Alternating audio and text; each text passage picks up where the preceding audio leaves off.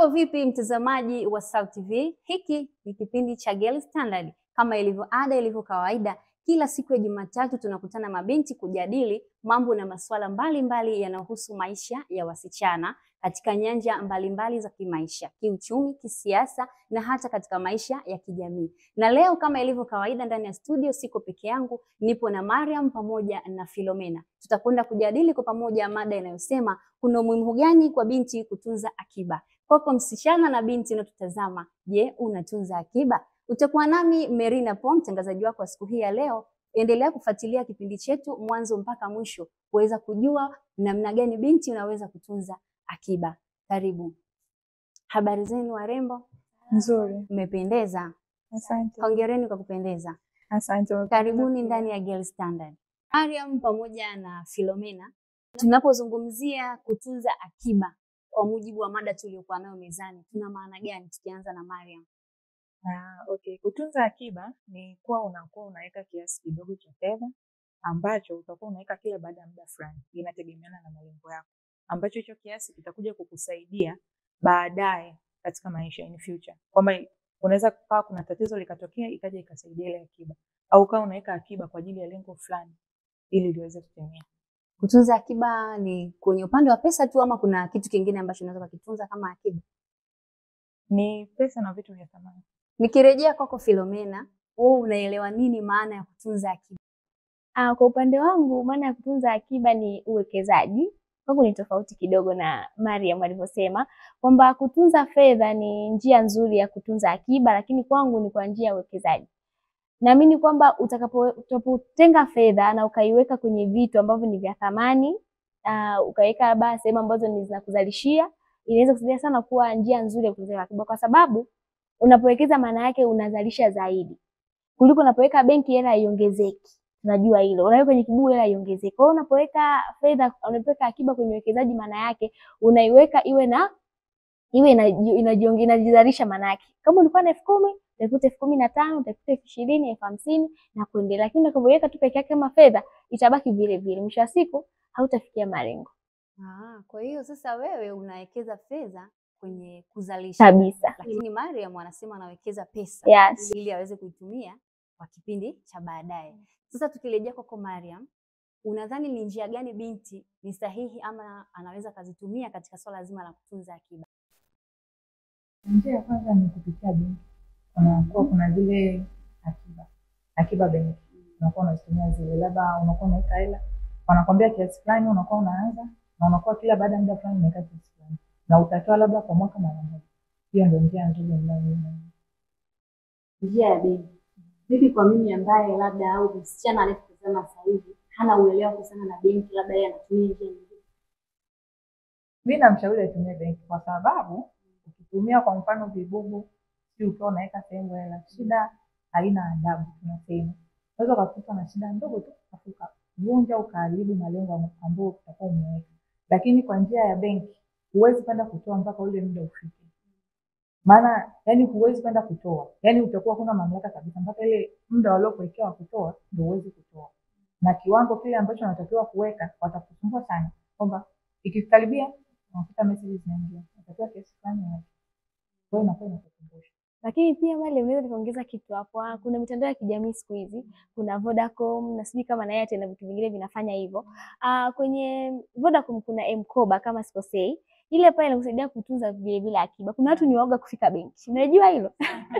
Mtu anaanza naingiaje benki, naanzia mguu gani? Kwa kama wewe ni mwoga kufika benki au unaogopa zile masharti na vile procedure zao, unaweza kutumia M-Kopa vile vile ya Vodacom. Ambao hatuwezi kabisa kufika benki, hatuna hata mitandao. Mimi vinakufaa kabisa. Unaweza kuweka kwenye kibubu ukaweka pale, ukaweka fedha yako na ukajiwekea kama mimi situmii hii fedha. Baada ya muda fulani nitaichukua kwenye mambo yako. Unaweza kufanya hivyo. Lakini pia kwenye swala la uwekezaji ni muhimu sana. Hivi imagine kama nimeweka fedha yangu maybe milioni 1 shambani. Nimeshaotesha mahindi. Tenda kuyafuata mahindi yakiwa bado ni machanga? Haiwezekani. Kwa hiyo unakuta nimesha kwenye mambo ambayo kwamba hapa ni shambani, hapa ni kwenye biashara. Maana yake sitatoa fedha hata shilingi 100. Najua sababu nimeshaiwekeza na nizalishia fedha. Kwa hiyo unakuta uwekezaji inawezekana ni njia bora zaidi kuliko hata benki au vikoba na vitu vingine kabisa. Lakini mimi naamini kwenye kibubu. Kwenye kibubu ni njia nzuri pia kama unajiamini. Au mimi na Mariam pale tutaamua sisi hatuendi benki, tunaamua kwenye kibubu. Tunatunza akiba. Inawezekana. Mariam, chukua hiyo. Kwako Mariam, unaweza kutueleza ni umuhimu gani binti kutunza akiba? Okay, sawa. Kwa binti ni muhimu kutunza akiba. Kuna umuhimu mkubwa sana kwa sababu akiba inaweza ikasaidia changamoto ambazo unaweza ukazipata hivi karibuni, ikakurahisishia wewe kutatua matatizo ambayo unayo. Kwa kutunza akiba ni muhimu sana. Je, wewe unatunza akiba? Yeah. Hongera sana. Tukirejea kwako Philomena, hongera kwa kupendeza sana. Je, kuna umuhimu gani unaweza kumwambia binti? Kuna umuhimu wowote wa binti kutunza akiba? Umuhimu upo. Umuhimu wa kwanza, inakuhakikishia kesho yako. Au unapokuwa na akiba, maana yake akiba inatangulia kesho badala ya leo yako. Maana yake nitakapotunza akiba itanisaidia kesho mimi na kwamba nitakuwa na kitu fulani ambacho kwa wakati unaweza nikawa sina. Muda mwingine akiba ni kujinyima kwa saizi, alafu kufanya kesho yake iwe nzuri zaidi. Kwa hiyo unapotunza akiba anajihakikishia kesho yangu inakuwa salama. Kuna umuhimu mkubwa sana. Wewe unatunza akiba kweli? Kabisa. Kwa hiyo wote hongereni. Shukrani. Naona mmeupiga wingi sana. Kwa hiyo tukiwaajia hapa kidogo kuna vya akiba tutatembea nao. Vya kutosha. Hongereni sana. Sasa tukirejea kwako Philomena, je, unahisi mabinti wengi huwa wanatamani kutunza akiba lakini kuna changamoto ambazo wanakutana nazo? Kwa upande wako unahisi ni changamoto gani ambazo binti zinamzuia kutunza akiba? Changamoto ya kwanza inaweza kuwepo ni kukosa malengo au kutokujua umuhimu wa akiba pia, au kukosa watu wa kukuinfluence kwamba naweza nikatunza akiba au naweza nikaacha. Umeona, unapokosa mtu ambaye anaweza kukwambia tunza akiba, tunza kiasi fulani cha fedha, kesho yako itakuwa ni salama, unakosa ile base ya sisi kufanya, ya sisi kutunza akiba. Kitu kingine ni kukosa mpangilio sahihi wa fedha. Mtu akipata fedha anaanza kuingia kwenye mambo ambayo hayafai. Unachukua vitu, unanunua vitu ambavyo muda mwingine ulikuwa hauna mpango navyo. Lakini kama na mipango na una malengo itakusaidia faje kutunza akiba. Vile vile na isiweze kasabu pia. Yeah. Sawa sana. Sasa tukisalia hapo. Sasa mpango unaweza kusababisha wewe ukatunza akiba? Kabisa. Sasa vipi kama mimi sina mpango na ninatamani kutunza akiba? Kama una mpango unaweza kutunza akiba kwa namna gani? Okay. Unaweza ukajitahidi kuangalia kama kesho yangu sijui kesho yangu itakuwaje. Kwa maana hiyo itakusaidia kusema hapa na hofu kesho yangu itakuwaje. Baada ya kumaliza chuo kikuu nitakuwa na maisha gani? Nitaishi wapi? Nitaenda? Maana hii ndio tension ya wanafunzi wengi hata wanaomaliza vyuo vikuu. Kwamba namaliza masomo yangu, baada ya hapa nitaenda kwa wazazi au nitakaa wapi? Kwa hiyo ukijua kesho yangu haitakuwa na uhakika sana, unajitahidi kufaje kutunza akiba. Unaweza kuwa na mpango wote kabisa wa biashara, hauna mpango wa kufanya kazi, hauna mpango wa kuwekeza, lakini ukiogopa kesho yako utaweza kufanyaje kutunza akiba. Kwa hiyo mabinti, vijana pia tuogope kesho kwa sababu kesho hatuijui, hatuna uhakika nayo. Kwa maana hiyo sasa nikihofia kesho nitajua kwamba natakiwa kutunza akiba au natakiwa kuacha. Kama uogopi kesho yako utakuwa na maisha gani, kwa unaweza kaacha.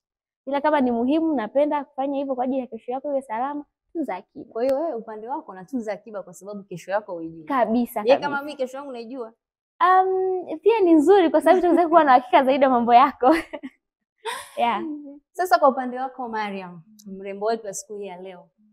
Je, unahisi kuna hawa watu ambao huwa wanamzunguka binti, yaani wale marafiki, wanaweza kawa chachu ya binti kutunza akiba ama kutokutunza akiba? Wanaweza wakawa pia ni chachu ya binti kutunza akiba au wakawa chachu pia ya binti kutokutunza akiba. Kienda kwa mfano wazazi wanatakiwa waanze kuwatunzia watoto wao akiba. Kuna zile benki unawafungulia mtoto kila mwezi unakuwa unaweka hela. Kwa hiyo pia unamjengea malengo kwamba anza kuweka hela. Kwa kuna shida, kwa hakuna shida, wewe weka nini? Weka akiba. Huenda itakuja kukusaidia baadaye. Kwa hiyo wanaweza wakachangia. Wewe kutunza pesa au kutokutunza. Sasa kwa mfano tukiendelea kusalia hapo, wewe kama binti, mpaka sasa hivi wewe bado ni mwanafunzi. Sasa kwa umri wako sasa hivi, je, bado unafuata ile system ya mzazi ambaye alikutunzia pesa ama wewe kama wewe umeona kuna umuhimu wa wewe kama binti kujitunzia pesa? Sasa hivi system ya wazazi situmii. Natumia mimi kama mimi. Kwa hiyo napanga bajeti zangu, naweka mambo yangu vizuri, lakini hela akiba lazima uweke. Na mbona unapendeza, ni akiba ni hizo. Mtazamaji, nikukumbushe hii ni Girl Standard na siku hii ya leo mada iliyopo mezani ni umuhimu wa binti kutunza akiba kwa matumizi ya baadaye. Endelea kutufuatilia mpaka mwisho wa kipindi hiki. Nikirejea kwako Mariam, kutokana na changamoto ambazo tumeziona zinazomzuia binti kutokutunza akiba, je, unaona ni kivipi anaweza kukabiliana na changamoto hizo ili aweze kutunza akiba? Okay. Kama binti ni kivipi unaweza kukabiliana na hizo changamoto? Cha kwanza lazima uwe na msimamo. Ukiwa na msimamo unaweza ukaepuka tamaa mbalimbali zinazokuja. Pia vile vishawishi ambavyo watu wanaokuzunguka wanaweza wakawa na kushawishi kwamba labda wewe unafanya hichi ambavyo vitakupelekea wewe ushindwe kuweka akiba. Ukijiwekea msimamo utakuwa unaweka akiba. Msimamo utaweza kuweka akiba. Yeah. Okay. Vipi kwa upande wako Philomena? Unaweza kutuambia ni namna gani binti anakabiliana na hizo changamoto ili aweze kutunza akiba?